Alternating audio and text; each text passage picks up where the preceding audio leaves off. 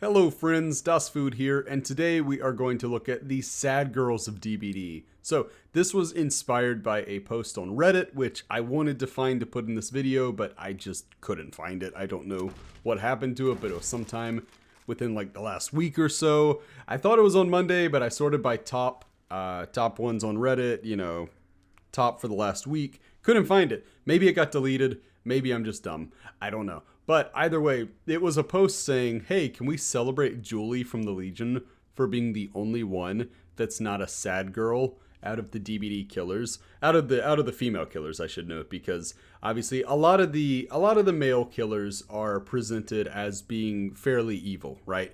A lot of them are just out and out vile. So you think of somebody like Ghostface, who has really no redeeming qualities. Somebody like Trickster, somebody like Clown. You have a lot of really evil ones amongst the men. I don't know if you guys can hear that. I have a plane passing over. That's fun. Anyway, Michael Myers, Doctor. There are quite a few. There are quite a few truly just completely evil ones for the men. But there is this tendency on behavior's part to give a sympathetic backstory to the female killers. But I don't think that that's an entirely fair assessment to make. So I went through and I looked at the lore for each one just to make sure I wasn't missing anything. And honestly, I was kind of surprised that more of them are just outright evil than you might expect. So let's get into it. Let's get into each one. We're just going to go through and we're going to say, are they outright evil or are they actually pretty sympathetic? Or do they count as having a sad girl backstory? And at the end, we'll do a final tally and we'll say what this means. First up, we have Sally Smithson, the nurse. Now, she was always kind of viewed as a sad girl backstory, but I am going to take all of the lore as gospel. I'm not going to say, oh, well, if you take this lore, and I think a lot of you probably know where I'm going when I say that the tome they did for the nurse removed any aspect of sad girl from her backstory. So if you don't know, the original lore for the nurse was essentially Sally just wanted to start a family, just wanted to be this loving mother. Her husband dies. She's got no kids yet. She doesn't have any way to pay the bills. Life is hard. She takes a job at an insane asylum. I think it was an insane asylum. Yeah, it was the Crotus Print Insane Asylum. And she eventually goes insane herself. And that one is a little closer to a backstory that might be considered sad girl. But even that one has its flaws. But obviously the big change for Nurse was that when she got her own tome, it came out that she had some thoughts that were fairly into eugenics.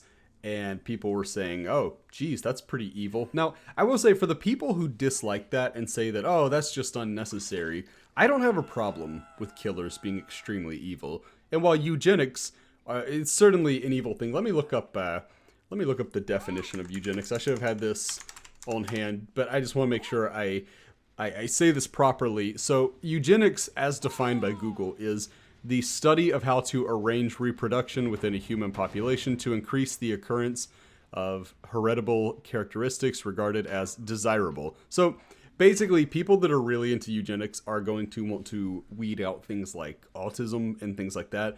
And obviously, it's a very frowned upon way of looking at the world because, without trying to be too divisive here, it's evil. It's an evil way to look at the world. And people didn't like that the nurse was given this backstory, but I don't have an issue with it from a morality standpoint of like, it's not immoral to have a character that is immoral, so long as it is presented as, yes, this character is evil, and I'm okay with evil killers. So that's not the point. The point for me is that the eugenics aspect of her story certainly takes out any sad girl elements, but I also think that she was already kind of iffy. So was it sad that she lost her husband? Yes. Was it sad that she was poverty-stricken and overworked? Yes. But in the original backstory, she still strangled everyone at the asylum, which you can say, oh, she just snapped. Yeah, she snapped into evil. She went from being, oh, I'm just here to help everybody, to I must strangle them all. And to me, that's not sad girl, that's terrifying. In addition to that, in the tome, the one who kind of gets her into eugenics is actually the first person she strangles. So you could actually question, is she super into eugenics, or is she just kind of evil? Is she just kind of looking for a way to let this demon out of her? I think Sally Smithson is absolutely extremely evil. I don't put her in Sad Girl at all, so that's already a 1-0 count for the evil versus sympathetic. Next up, we have the Hag. Hag, who was Lisa Sherwood. I'm not going to spend a lot of time on her. She falls very closely into the extremely sympathetic camp. She was innocent. She was taken by cannibals. She went through terrible things.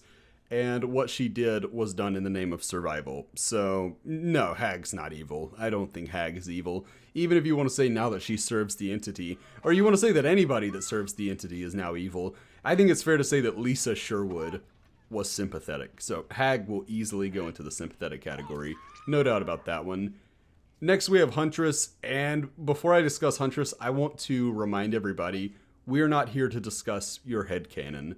And that may sound harsh, but a lot of people have built her up as, oh, the bunny mama, the thick Russian bunny mama. And look, I'm guilty of it too. We like to have fun. It's a game. We have fun with it. But within her lore, she is not cutesy. She is not lovable. She's not innocent.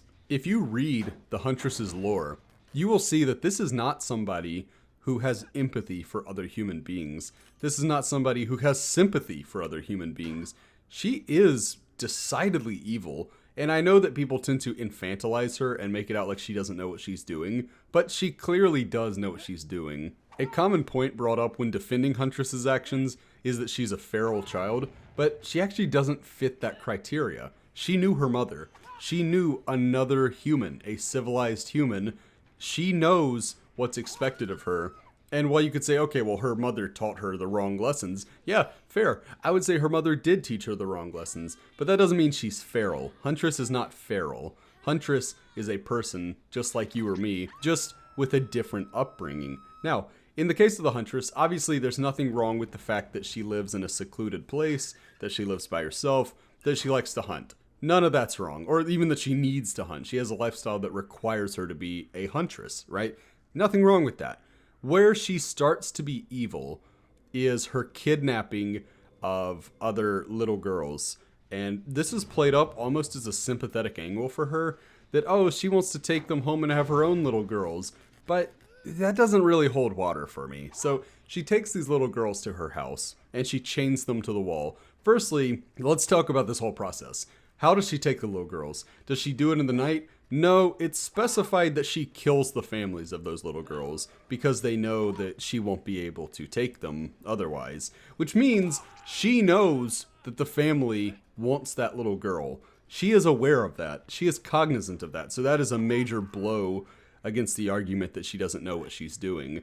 Next, she chains the little girls to the wall, which means she knows the little girls will want to leave. Again, she is cognizant of what she's doing.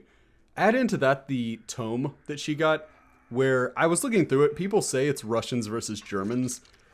I would generally say that's probably a safe bet. So basically, she's in the Red Forest as the Russians are at war with a group that she only calls the Foreigners. Now, in the little animation that Behavior did once you unlock all the things for the tome, Huntress is fighting both Russian Cossacks and also men in Pickelhaube helmets. And the Pickelhaube helmets would tell me Prussian, it would tell me German. So yeah, you know what, let's call them Germans. I'm fine with that. It would, it would add up because obviously Germany and Russia have gone to war on more than one occasion. So yeah, whatever. Okay, so she's got the Russians and the Germans, and she watches as the Russians burn a German soldier alive. And Huntress remarks that he's got a funny little scream. She's laughing at a man being burned alive. I mean, that's pretty dark. That is a pretty dark thing for somebody who apparently has no idea what they're doing. And then she actually goes on to start tormenting both the Russians and the Germans, so much so that the Germans are set free from their shackles and are basically enlisted to help this Russian envoy in defeating the Huntress. And she makes it a nightly thing to terrorize them and try to wear down their psyches. So she is extremely aware not only of what she's doing, but of how to get into things like psychological warfare, how to really prey upon the mentality of other humans. I do not buy this infantilization of the Huntress. She is not stuck in the mind of a 7-year-old girl. She's stuck in the mind of a fully grown psychopath. So, Huntress for me is extremely evil, and I think people are letting their obvious attraction to this character's physical appearance really cloud the fact that she's not a good person, and she's not absolved of the crimes that she has committed. She is, I would say, actually one of the more evil killers in all of Dead by Daylight. If I haven't already earned a dislike with the Huntress, I'm going to earn a dislike here and say that Pig also falls into the extremely evil category. Now, I know, guys, I know she squeaks when you drop a pallet on her, and I know a lot of Pig mains are some of the cutest players in all of DBD. They want you to boop the snoot, they like to do the roar. I get it, this is a character that's been memed to hell and back, and add into that yeah, Amanda Young from the movies, she's attractive, so people want to like her. I understand this, but hear me out on this, right? If you read her tome, there is a part where, and this is in the very first entry of her tome, where a man has rats eating through his chest to avoid a cobra, I believe it was. And also, it was originally to avoid heat, but basically it's like, oh, he passed the trap. Psych! There's now a cobra, and the man dies anyway. Which, by the way, if you've seen the movies, that's Amanda's MO. She puts you in a trap, and even if you complete what you're told you need to complete to survive, you still die. John Kramer was evil and an asshole, but at least he let people survive if they did what he told them they had to do. Amanda would not spare people. So right off the bat, we have this approach to the, I guess, the saw method, the jigsaw method, that is the most cruel that any of his disciples have ever implemented. Even to this day, we have yet to get another Jigsaw copycat who's quite as cruel as Amanda.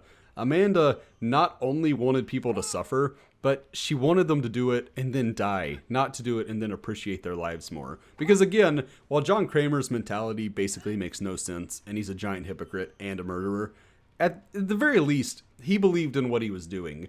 Amanda was just out to kill people. She was just out to kill people. So she's already clearly in the extremely evil category. And then there's just, again, so I talked about how Huntress thought it was funny, the sounds that the German was making when he was burning alive. In the same way, Amanda was talking about, it describes how her heart was racing as she watched the man have the rats tear into his chest and all that. She was enjoying it. She was having a great time watching this. And to me, that's not a sympathetic character. That is not a character that I can look at and say, oh, you know what? She's just misunderstood. So why do people think that the pig has a tragic backstory? Because she was a drug addict. And look, don't misread me here. Being addicted to drugs is a genuine disease, and it is tragic, and it can ruin not only your life, but the life of those around you, the lives of those around you. I have sympathy for people going through that. But that doesn't mean that in all of this, Amanda was the victim. Amanda was somebody who brought about very unfortunate circumstances through her addictions, and then, when tasked with breaking away from that, she swapped being a drug addict for being a murder addict. Which is worse. It's actually worse. Somehow, Jigsaw's renowned methods actually made her a worse human being. She also killed Detective Carey, y'all. So I don't know, man. She clearly falls into the extremely evil category for me. Next, we have the Spirit Rin Yamaoka. Yeah, she's clearly sympathetic. I don't think anyone's going to argue that the spirit is extremely evil. She's a spirit of vengeance. She was just going about her life when her father took the ancestral blade, cut her into bits, murdered her mom. You know, she just had that dying wish of like, let me get back at him. And the entity comes along. The entity's like, I'll let you get your dad, but you work for me now. And in that moment, Rin made a deal with the devil. That doesn't make her evil. That made her desperate. She was desperate in that moment. So I'm going to pretty clearly and pretty simply put her in the sympathetic. Next up, we have the Legion. Obviously, we're talking about sad girls, not sad boys. So no talk of Frank or Joey, though obviously Frank would be in the extremely evil category. Joey, we could discuss that in a future video. Okay, so this all started with saying that Julie was the only one who doesn't have a sad girl backstory.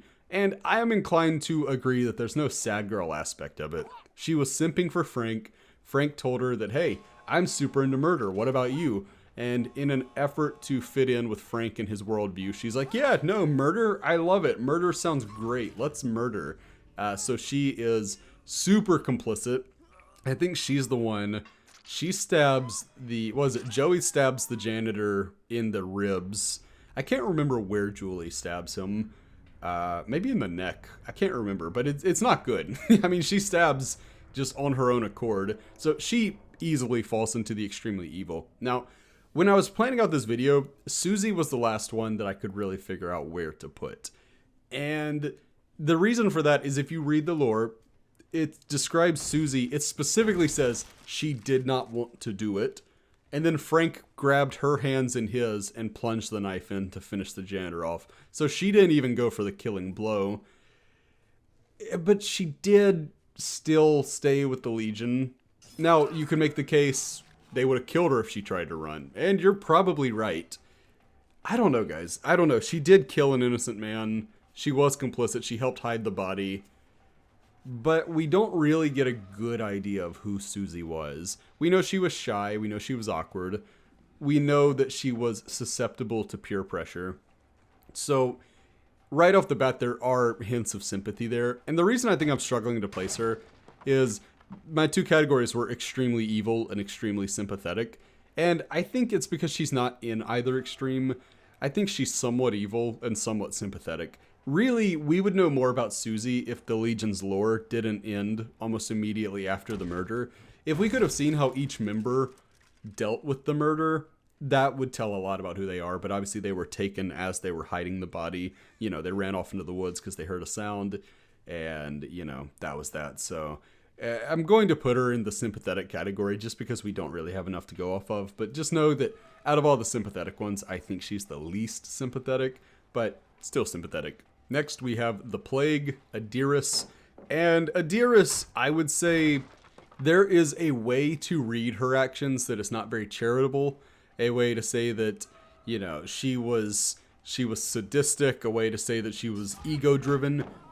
I don't read it that way. I've read through her lore. I've read all of her lore. I think she truly was trying to help. I think that one thing, you know, we make this mistake as a modern society of thinking that we are the smartest and most moral generation of all time. And we look back on every other past generation, especially when you go way back, and we're like, oh, how barbaric. But, you know, the world is in a different place when you go back 5,000 years, right? So I think that, or I think more like 2,000 for Babylon. But yeah, I think in the case of the Plague, she truly thought that things like cutting off her toe and all that would appease the gods and would save her people.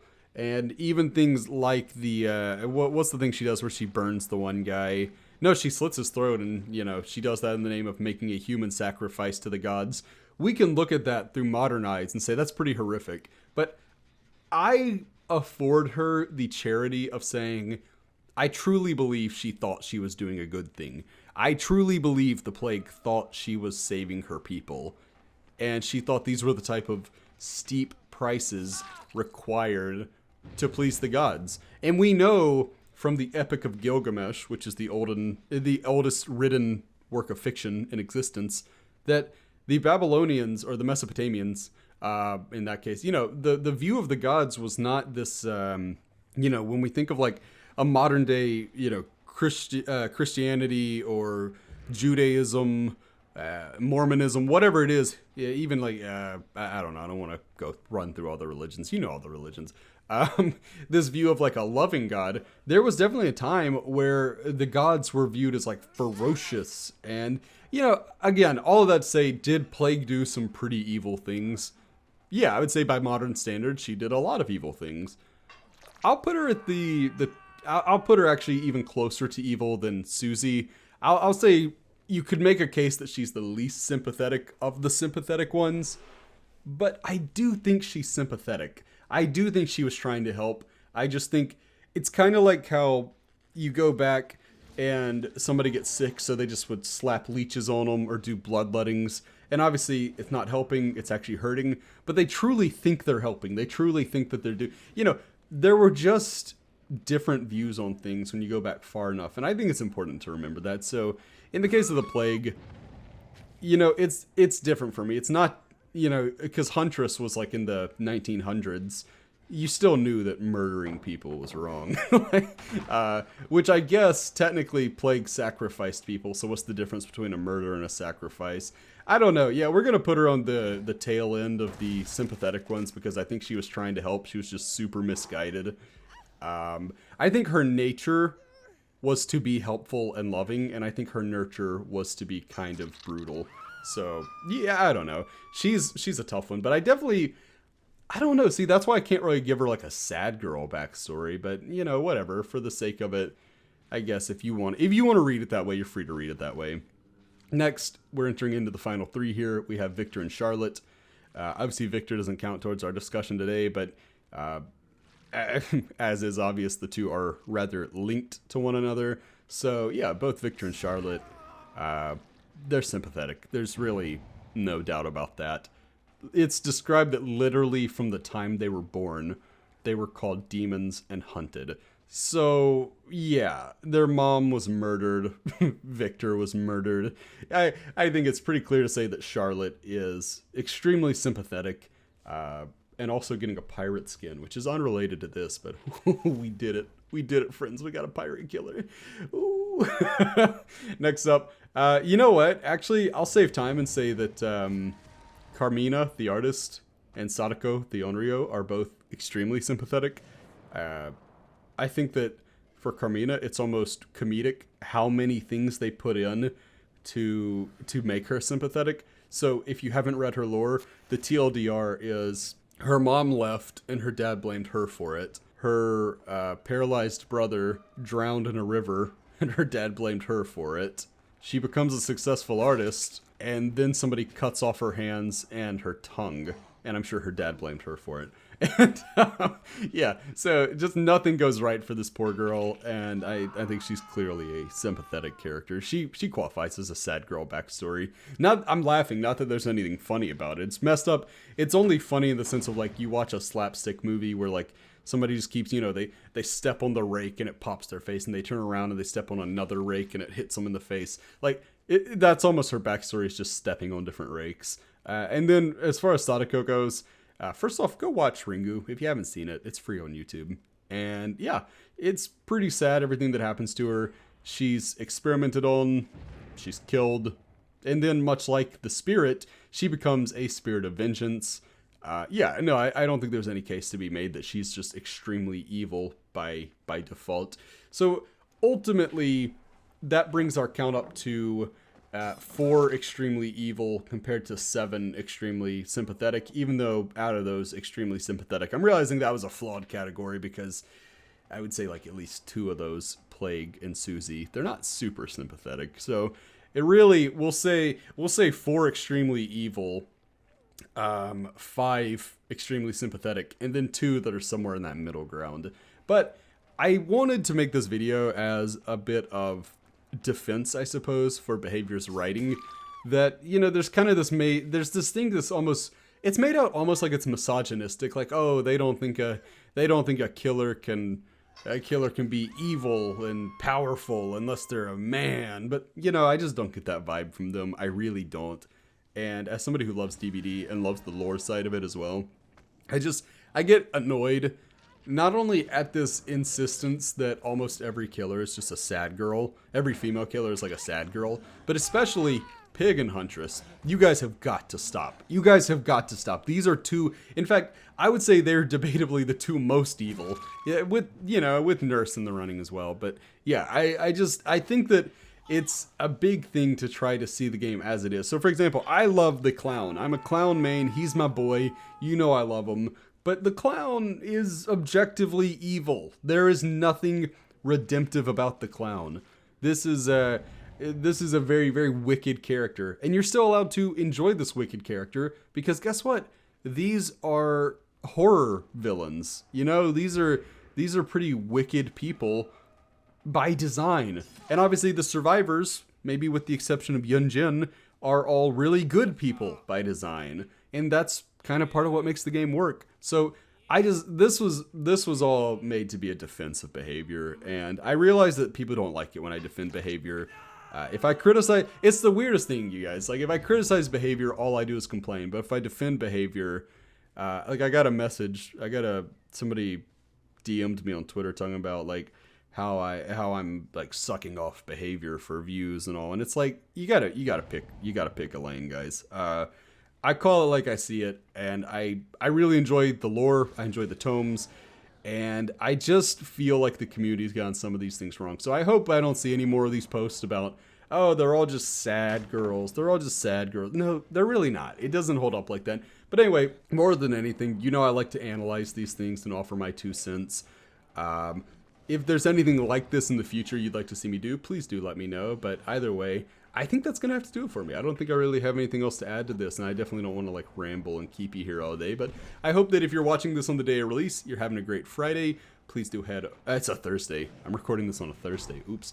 Well, I guess it'll be released on Friday. So please do head over to Twitch. I stream at DOS_food. I have a Twitter, DOSFoodGaming. I tweet sometimes. I'm trying to get more consistent with it. It's a good way to get updates. And I guess outside of that, that's going to do it for me. But until next time, friends, bye. I've been dreaming on in my head like I've seen it. A life worth living is a life with meaning. I'll do what I love till my heart stops beating. I'm feeding this demon.